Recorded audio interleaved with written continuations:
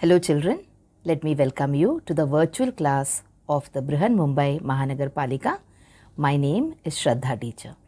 Children, we are in the middle of this COVID-19 pandemic, and because of that we are not able to go to school, but that doesn't mean we are going to stop learning. So we are going to do many lessons which are very interesting from your textbook through the virtual class here. So let us do a lesson in English today. So children, let us start doing one more lesson in standard 5th scholarship English. Alright, and the lesson that we will be doing today is the next lesson in your vocabulary syllabus, that is lesson number 1.5, synonyms. Now, do you remember what we were doing last time when we did lesson number 1.4? We talked about antonyms, that is opposite words, and we talked about prefixes also. Now, prefixes are used in order to make antonyms, we saw. Alright, now in this lesson, synonyms, actually the topic is much more simpler than the previous one. So when we did lesson number 1.4, that is when we talked about antonyms, we looked at antonyms using completely different words. We looked at antonyms by adding prefixes, okay, and antonyms by also replacing the suffix. So there were so many different kind of ideas that we discussed in the previous lesson. But this particular lesson, we have very simple ideas, and also we have very simple exercises to do. So come on, let's get into our lesson for today and let us talk about synonyms. So what are synonyms, children? Synonyms are words that have almost the same meaning. Okay, so they are words with similar meanings. Now you have been learning synonyms since you started learning English, that is from the first standard onwards. We have been learning synonyms. How? We have been talking about meanings of words. Okay, so when you have any lesson in your textbook, we have seen words and their meanings, and also your teacher must have taught you to make use of the dictionary also. So synonyms are words that have almost the same meaning. So let us look at this example. So we said that a storm cloud is huge. So we have a storm cloud here wearing a hat and giving you a smile. So look at the word huge here. And then we also have the word that a storm cloud is enormous. So when I say huge also, it means big. When I say enormous also, it means big. So see, huge, enormous, big, large, they almost have the same meaning. So we can say that these words, huge and enormous, and also you can add big, you can add large to this list, they are all synonyms of each other. So words which have the same or which have almost the same meaning are called as synonyms. Okay, now how can you build up your vocabulary? Now synonym is part of the vocabulary exercise. So vocabulary means what? We have discussed when we were doing lesson number 1. So what is vocabulary? Vocabulary means your knowledge of words. So just knowing a lot of words is not the entire thing. Okay, what is vocabulary then? You should know the words also, and you should know how and where to use those words when necessary. Okay, so which word to use where and in what situation is called as good knowledge of vocabulary. Of course, if you want to know how to use the word, you have to know the meaning of that particular word. Okay, so when you understand more about meanings, or when you know more synonyms, when you know more antonyms, what are you doing? You are actually building up your vocabulary. So how can you build up your vocabulary? So they say that you can build up your vocabulary by reading good books. Okay, so books which have got good language and good books which give you good ideas. So by reading good books, you can build up or you can develop your vocabulary. You can also develop your vocabulary by reading newspapers. Now you are in the 5th standard, children, and there are so many interesting things in the newspaper for us to read. Okay, certain words you might not understand when you're reading the newspaper. So in such cases, what do? You always keep your dictionary with you. So if you come across a word which you're not able to understand, you can then immediately pick up the dictionary and try to refer to the meaning of that word. So you will understand the new meaning of this new word, and then you will also read the sentence where that particular word has been used. Therefore, you will also know how to use that word. Okay, so by reading good books, you improve your vocabulary. By reading newspapers, you build up your vocabulary. You can also do this by reading good children's magazines. So we have a number of children's magazines in India. We have Chanda Mama, we have Champak, we have Tinkle. So there are so many children's magazines which are available. So see, this is an example or a copy of the Chanda Mama for you. So you have very good stories for children with moral. Okay, and then also you learn the language. Alright, you learn new words. And look at this book. This is the Champak. Now in Champak, you will see that there are lots of animal stories, very interesting, very amusing animal stories from the Jataka tales, etc. here.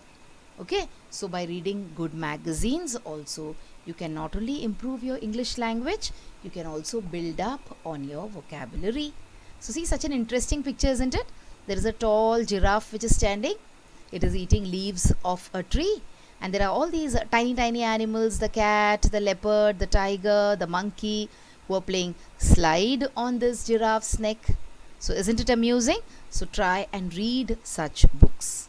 Okay, and the last thing and the best thing as students that we can do for improving our vocabulary is by using the dictionary.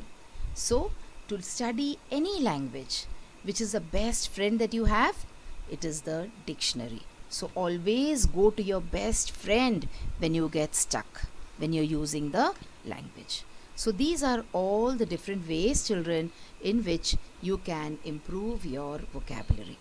Okay, so now let us move on and let us look at some synonyms. I told you, this is a very simple lesson, and there are very simple exercises in this lesson. There's nothing very complicated for us to learn. So let us look at some examples of synonyms. So to make it interesting, I have certain synonyms with pictures to show you, and then we will look at a list of synonyms also. So let us start by looking at these two images. So what do they tell you? You come to know that the person in the first picture, that person is angry. So it is a feeling of anger. And what about the second one? It is fury, means very angry. But see, the meaning is almost the same. The meaning is similar. Alright, that is why these two are synonyms. Both these words, anger and fury, are synonyms. Alright, let us take a look at a few more examples along with pictures. So see, to bloom and to flower, both these are synonyms. So blooming means what? To open up, and to flower means also to open up. So which are the things that bloom? The buds on the trees, on the plants, they bloom. We can also say that the buds on the plants flower. It is the same thing. Okay, so both these words are also synonyms. Let us move on and see some more examples. So you have exhausting and tiring. So look at both the pictures. So the work that the first lady is doing is exhausting. Look at her face. Alright, she looks very tired. She looks as if she doesn't want to do anything else now. And the work which the second lady is doing, that is also exhausting. That is tiring. So we can use exhausting instead of tiring. We can use tiring instead of exhausting. So both these words are what? Yes, they are synonyms. Okay, so these are some examples where you can see pictures also. Now let us look at a table where you have so many different synonyms. So come on, let's try and read them. So big is large. Children is kids. Money is dollars, or you can say rupees. Scream is yell. Small is little. Fast is quick. Pretty is beautiful. Nice is fair. Good is excellent. Happy is glad. Okay, now for big and large, you also can say, use some other synonym. You can also say enormous. All right, for small, you can say little, you can say tiny. So see, you can write your own synonyms also. So this is a list of synonyms, children. If you look at your textbook, you will see lots and lots of synonyms there. So you can pause the video here and you can read this list a number of times.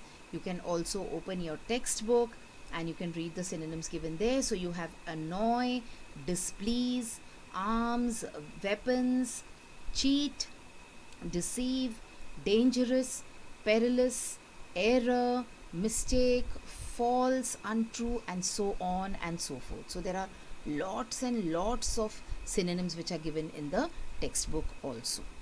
Alright children, so these were the examples of synonyms. Now after understanding the concept, what is the main aim of our scholarship video? It is to try and solve some examples. Okay, and example solving means what? We are going to try to answer some questions, and these questions are going to be in the pattern which will appear in your scholarship question paper. So let us take a look at the patterns which might be asked as far as synonyms is concerned.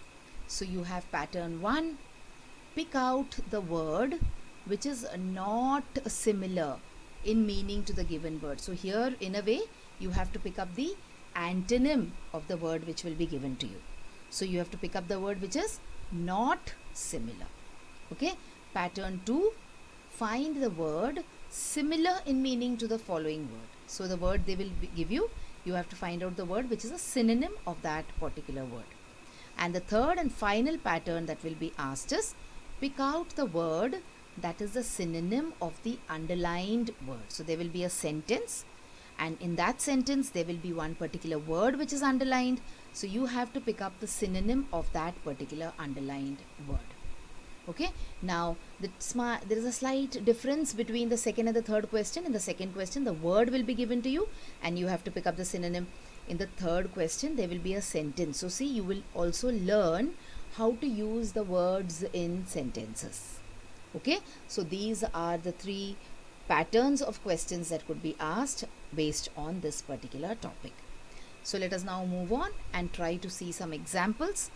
We will see at least 5 examples from each of these patterns. So coming to pattern 1, let me read the question for you. Pick out the word which is not similar in meaning to the given word. Not. Okay, so not similar to a word means antonym of that particular word. We already have learned the lesson on antonyms, so that is an easy task for you here. So come on, let's see the word. The word is sad, and these are your options. So sad means foolish, sad means unhappy, sad means sorrowful, sad means dejected. So what is not sad? Okay, what is not similar to the meaning of sad? It is answer number 1, foolish. So see, you are getting to do 2 things here. You are learning the antonym, or you're learning, you can say, a word which is not at all connected to sad, and at the same time you're learning 3 words which are synonyms of sad. So sad means unhappy, sad means sorrowful, and sad means dejected. So isn't this a good practice for synonyms? For one word, we have found out 3 synonyms here.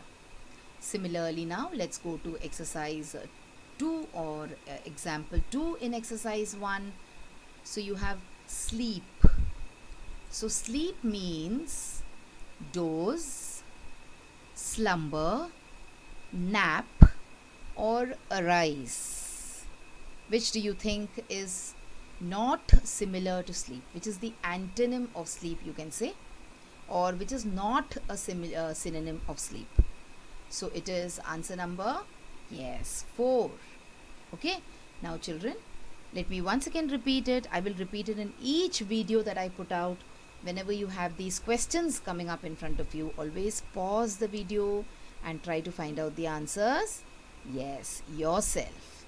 Okay, and then towards the end of the lesson also, I will be giving you a small assignment or some small tasks about which I will tell you towards the end of the video.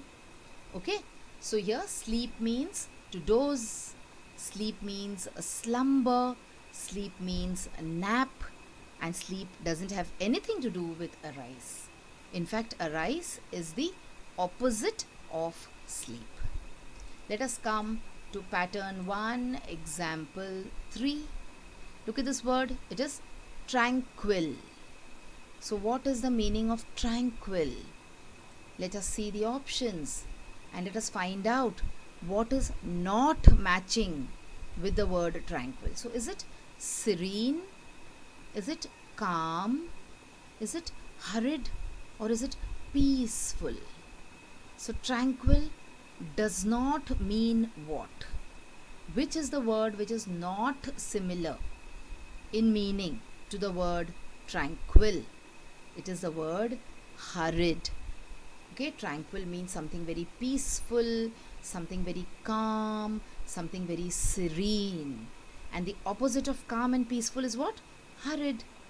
Okay, so answer is answer number 3.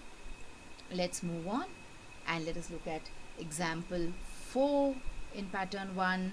So you have the word caress. Okay, so let us see what is the meaning of caress, and then we will find out what is not the meaning. So caress means to fondle, caress means to worry, caress means to embrace, or caress means to stroke. So caress means what? Find out the meaning of caress first from the dictionary. Then you will realize that caress does not mean to worry. So who do you caress? You caress your pet. If you have a cat, if you have a dog at home, you caress your pet. So what do? You fondle your pet. That is, you touch it with a lot of love. You embrace your pet.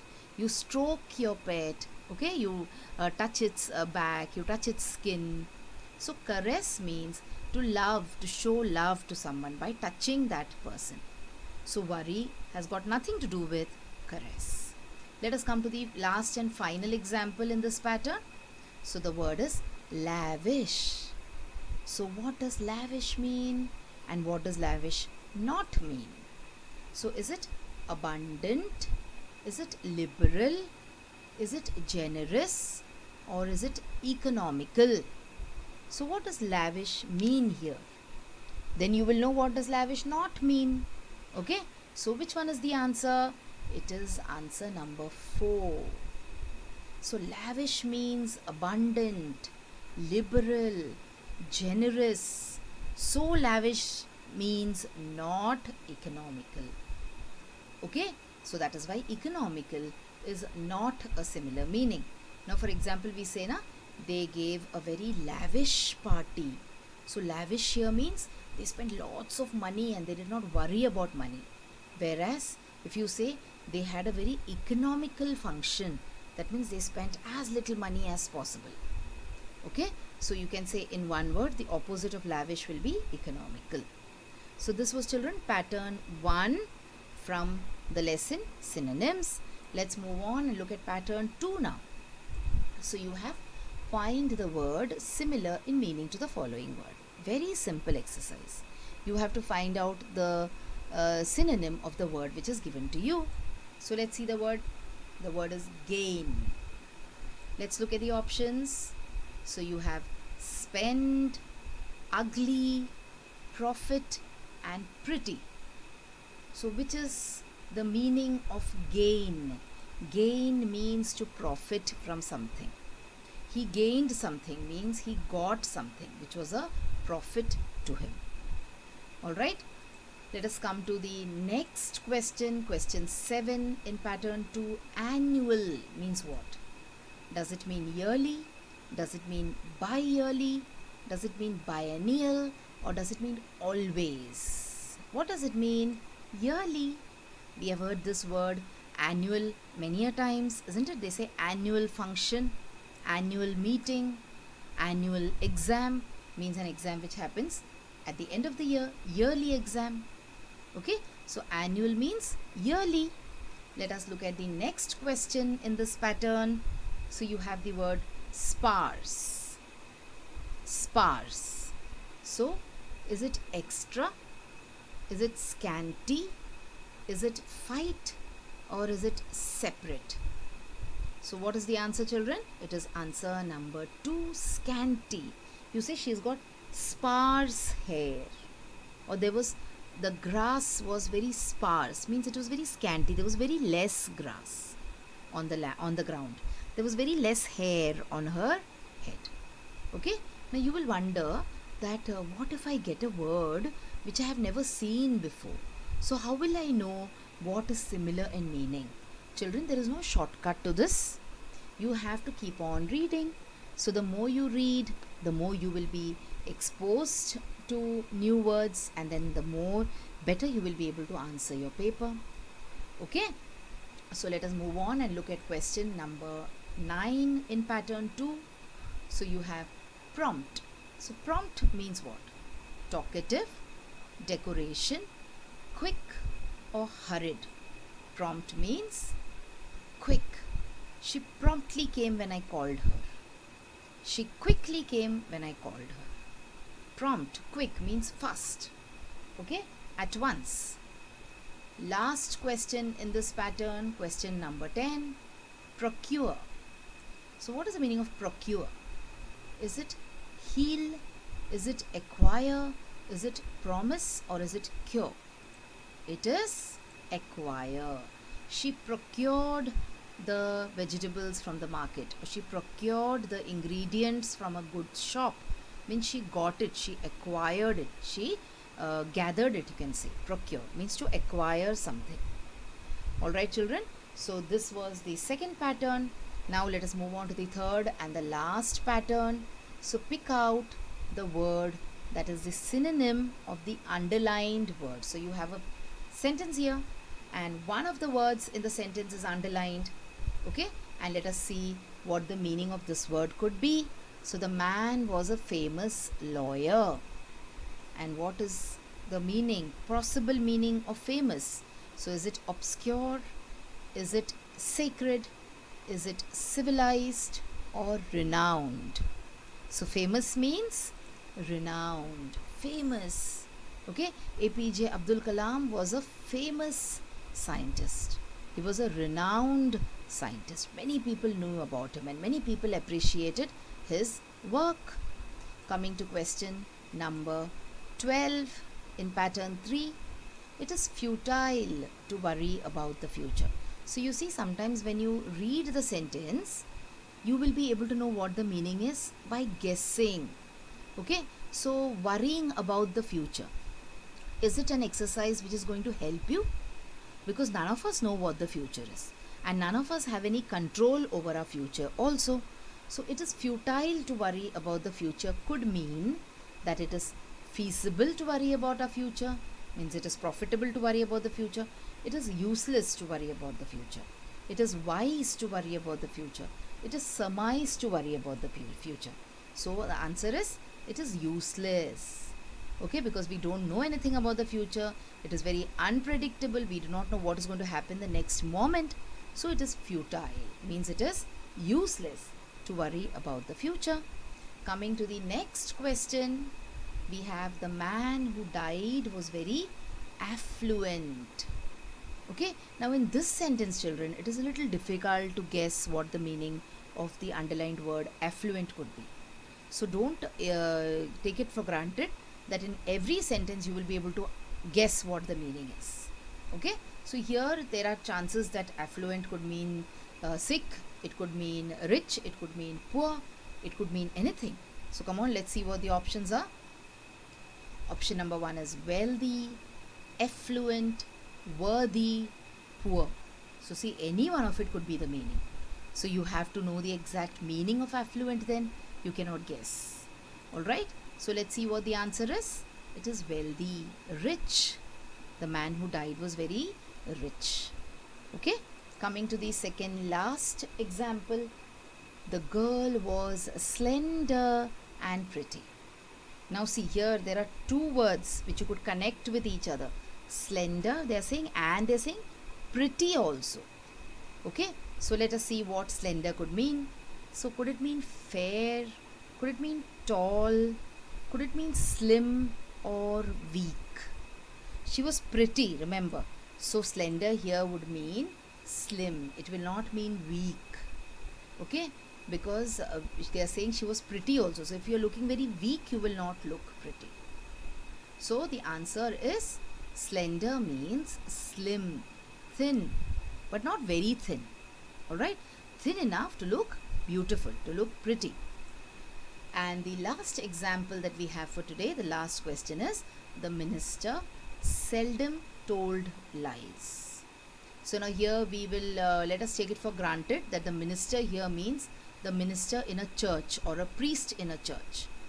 Okay, so seldom told lies. So come on, let's see. Often, seldom means often, seldom means daily, seldom means selfishly, or seldom means rarely.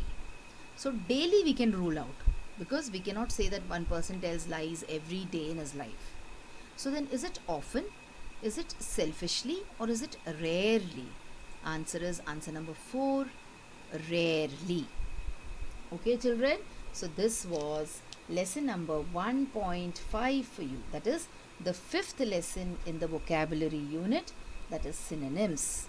We saw what the meaning of the word synonyms are, and we also saw how you can increase your vocabulary, your knowledge of synonyms by reading good books, by going through newspapers, and by reading magazines regularly, and also of course using the dictionary as often as possible. Okay, and then we saw some examples of synonyms with pictures, and we also saw a list of synonyms, and then we looked at all these questions from the 3 patterns that could be asked.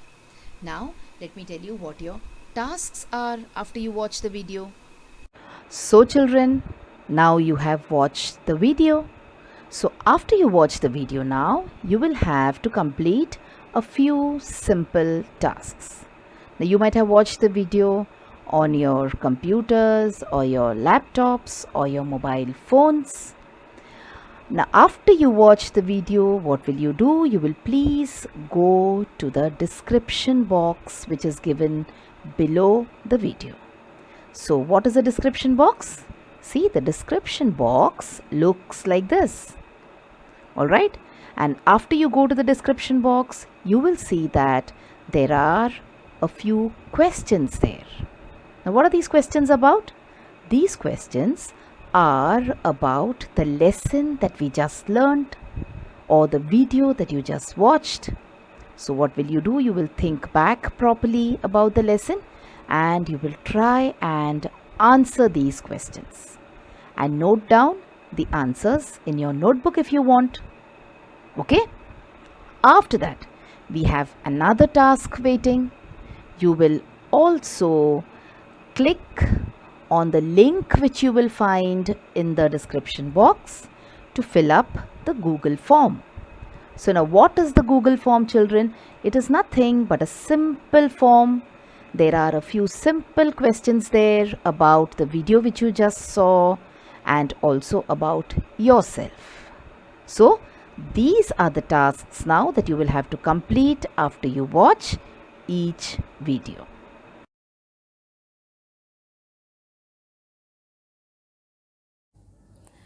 So children, wasn't that a very interesting lesson? I'm sure you learned a lot of new things in this lesson. If you have liked this video, please hit the like button and also subscribe to my video so that you will get to see all the videos which I keep posting regularly.